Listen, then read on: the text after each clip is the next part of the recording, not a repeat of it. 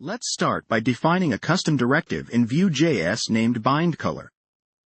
A custom directive is essentially a function that we can use as an attribute in our Vue templates. It will allow us to dynamically bind data to the DOM. There are several hooks we can use in a custom directive. Here, we begin with the bind hook, which is called only once when the directive is first bound to the DOM element. This is where we'll set up any initial state, event listeners, or perform a one-time configuration for the element.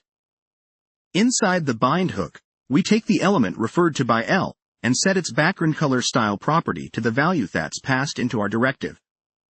The binding argument is an object that contains several properties including value, which holds the value passed to the directive. Now that we've set the initial background color, we'll move on to handle updates to the directive's value. The update hook is called every time the bound element's value may have changed.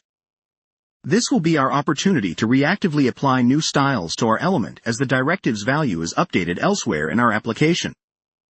Here, just like in our bind hook, we set the background color style property of the element to the updated value provided to the directive.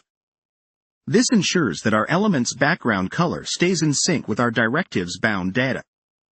With that, we close out our bindColor custom directive definition.